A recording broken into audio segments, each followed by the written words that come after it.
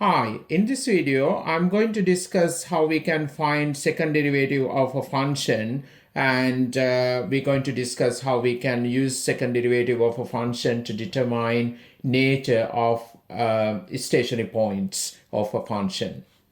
First, I want you to familiar with these notations. We know that when you have function y equal f of x, right, first derivative we denote by dy by dx. Now let's say we want to differentiate this function with respect to x again, right? So how we can write that? We write it like this. So this is the function. We're going to differentiate again. So we write it as d over dx, dy by dx, right? So this is basically now second derivative of function y. So we can denote this as d square y over dx square. Okay, so this is now notation for the second derivative. And we know that sometimes we use this notation f dash x for the first derivative. I'm going to differentiate this f dash x again with respect to x. We can write it like this. Okay, so this is actually now second derivative of function f of x. How we can denote it? Simply we can denote this function as f double dash x. So this is again notation for second derivative, right? We can use either notation for the second derivative.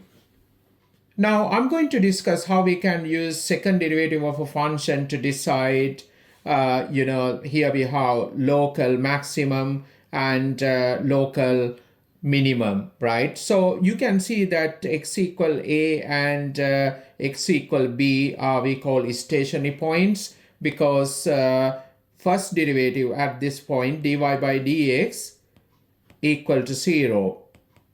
And even here when x equal b, we can see that dy by dx equal to 0, right? So both are stationary points, but it doesn't tell us whether particular stationary point is a local maximum or local minimum. So we need to exactly decide that x equal a as a local maximum, and we need to decide exactly x equal b as local minimum. How we can decide it? Actually, we can use the second derivative to decide that, because at this point, when x equal a, when you take second derivative d square y by dx square at this point less than to 0. And we can also observe that if you take the second derivative at this point when x equal b, right, d square y by dx square at this point when x equal b, it's going to be greater than to 0. Okay, so how we can decide maximum minimum? We first find stationary point. What we need to do, we differentiate the function, make dy by dx equal to 0. That would give you stationary points. Here we have x equal a and x equal b as stationary points. If d square y by dx square at this point when x equal a, if you get negative value for the second derivative, you can say that the point as maximum point. When x equal b is a local minimum, what should be happen? The first derivative should be equal to 0, and second derivative at this point should be greater than to 0. Now look at here, when you have graph something like this y equal f of x, we discussed this kind of behavior in my previous video. We call these points as points of inflection. How we can decide whether function f of x has this kind of point of inflections? right? So here we have one point x equals c, and I take this point as x equal d, right? So again, we can actually use second derivative to decide whether we have point of inflection in the function, but second derivative going to fail here to decide exactly x equals c. At this point, we have exactly this kind of behavior, and we can't decide that at this point x equal d, the function has this kind of shape, right? So that is the problem with the second derivative when it's come to this special types of stationary point we call point of inflection, right? We know that both points are stationary points. We can see even the diagram, the graph shows that the first derivative at this point, dy by dx equal to 0. And even here, when you draw this tangent line, we can see that first derivative, dy by dx equal to 0. And if you check second derivative at this point, you will see that even second derivative d square y over dx square equal to 0. And even this point, because it is a point of inflection anyway, so at that point, d square y by dx square equal to 0, right? So we're going to say that if these two things happen, when dy by dx equal to 0 and d square y by dx square equal to 0, we're going to say that point or those points as points of inflection. But the problem here is we can't decide the shape exactly this kind or this kind using second derivative. Okay, so because of that, to decide exactly shape at this point is something like this. We have to actually check the first derivative on either side. And same here, right? We discussed this in my previous video. Please watch that video. You can understand better how we can decide the behavior at point of inflection using first derivative. Okay, let's do some questions. We need to find second derivative of this function, d square y by dx square. So to find the second derivative, first we need to find the first derivative of this function. Let's do that first. We can find dy by dx. We can differentiate term by term. You would get 6x square minus 8x. So this is our first derivative. If you differentiate this function with respect to x again, you can get the second derivative, d square y by dx square. So you can again differentiate this function term by term. You would get 12x minus 8. So this is our second derivative. Let's do this question. We need to find d square y by dx square when y equal to x square times x minus 2 square. So we know that to find this second derivative, we need to find dy by dx first. So that we can differentiate this function, we need to expand and simplify this. So I'm going to do that first. We can write y as x to the power half. First I'm going to expand this. You would get x square minus 4x plus 4. If you expand this, again you would get x to the power 5 over 2 minus 4x to the power 3 over 2 plus 4x to the power half. Now we can differentiate this dy by dx. Term by term we can differentiate. You would get 5 over 2 x to the power 3 over 2 minus 4 times 3 over 2 x to the power half plus 4 times half x to the power minus half. So when you simplify this, you would get 5 over 2 x to the power 3 over 2. Here we can simplify this number. We would get minus 6x to the power half, and here we can cancel that 2 out, so you would get plus 2x to the power minus half. Now I'm going to differentiate this function again with respect to x. So you would get second derivative d square y by dx square. You would get 5 over 2 times 3 over 2 x to the power half minus 6 times half x to the power minus half. Then we need to differentiate this term. You would get plus 2 times minus half x to the power minus 3 over 2. So we can simplify this function. D square y by dx square equal to, here we have 15 over 4 x to the power half. If you simplify this, you can see that we can cancel out this 2. That would give you minus 3x to the power minus half.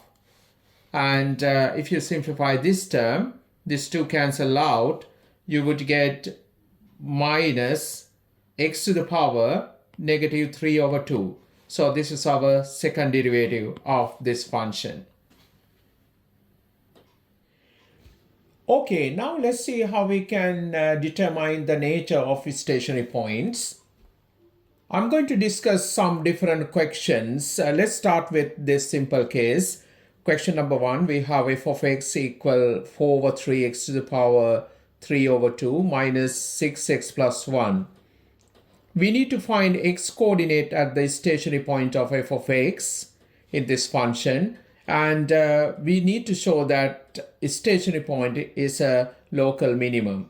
So first, to find stationary points, we know that we need to differentiate this function with respect to x. So let's do that first.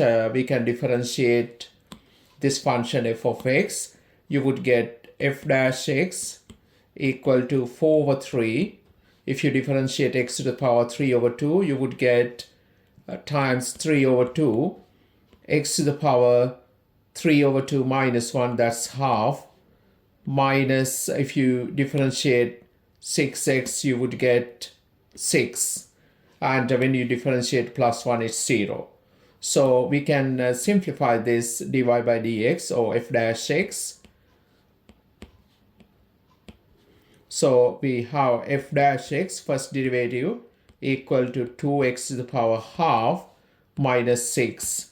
We know that at stationary point, f dash x should be equal to 0. Therefore, we can write 2x to the power half minus 6 equal to 0. We need to solve this equation for x. That is actually x coordinate at the stationary point. So to solve this, we can divide this equation by 2. You would get x to the power half minus 3 equal to 0. So if you take this 3 to the other side, you would get x to the power half equal to 3. If you take square both sides, you would get x coordinate as 9. So this x equal 9 is a stationary point. Now we need to prove that this stationary point as a local minimum. So this is kind of, we need to determine the nature of this stationary point. So we can use second derivative to prove this. So what we have to do, this is our first derivative. I need to differentiate that function again. So we have f dash x equal to 2x to the power half minus 6. If I differentiate this with respect to x again, you would get f double dash x equal to 2 times half x to the power minus half. right? So we can simplify this. You would get f double dash x as 1 over square root x. Now we need to check this stationary point. So what we have to do, we have to substitute this x equal 9 into this second derivative. So in theory, we learned that if this point is a local minimum, what we expect here, f double dash 9, right, should be greater than to 0. Okay, so we expecting that. So how we can do that? This is our f double dash x. So I'm going to substitute x equal 9. Okay, so we would get f double dash 9 equal to 1 over square root 9. So we can see that this is 1 over 3. Therefore, our result is f double dash 9 greater than to 0. Therefore, we can say that x equal 9 is a local minimum. Question number 2, we have f of x equal x to the power 5 minus 5x plus 3. We need to find x coordinate at the stationary point of function f of x, and we need to determine the nature of those stationary points. To determine the nature of stationary points, so we're going to use the second derivative here. Okay, so first I want to find stationary points, so that we need to differentiate this function. We can find f dash x equal to 5x to the power 4 minus 5 plus 0, right? So we have here f dash x at the stationary point, f dash x equal to 0. So we can have this equation 5x to the power 4 minus 5 equal to 0. We can divide by this constant 5. That would give you x to the power 4 minus 1 equal to 0. We can factorize this because here we have x to the power 4. That is actually x squared to the power 2. So we can factorize this. We have difference of its squares. We write x squared minus 1 times x squared plus 1. We know that here this is never going to be equal to 0. This is not equal to 0. Therefore, we can say that x squared minus 1 equal to 0. And here again we have difference of its squares. So we can write x minus 1 times x plus 1 equal to 0. This gives us two solutions, x equal 1 or x equal minus 1. Therefore, we have two stationary points. They are x equal 1 and x equal minus 1. To find nature of these two stationary points, we need second derivative of function f of x. So what I'm going to do, I'm going to differentiate this function again with respect to x. So we can find second derivative f double dash x equal to, when we differentiate this, you would get 20x to the power 3. When we differentiate this, it's constant, you're going to get 0 here. So this is our second derivative. What we have to do, we need to substitute these points into the second derivative. So if I substitute x equal 1, you would get f double dash 1 equal to 20 times 1 to the power 3, that's positive 20. We can see that when x equal 1, second derivative f double dash 1 greater than to 0, therefore we can say that x equal 1 is a local minimum. If you want to look at the shape at this point, it's going to be like this, right? When x equal 1. Actually, second derivative at this point, d square y by dx square, or we can write f double dash x at that point is positive. Now, I'm going to check this point. what we have to do, we need to substitute x equal -1 into the second derivative of this function. So we can write f double dash -1 equal to 20 times -1 to the power 3. You can see that this gives us 20 times -1. That's -20. So this value is, you can see it's negative, less than to 0. Therefore, we can say that x equal -1 is a local maximum, right?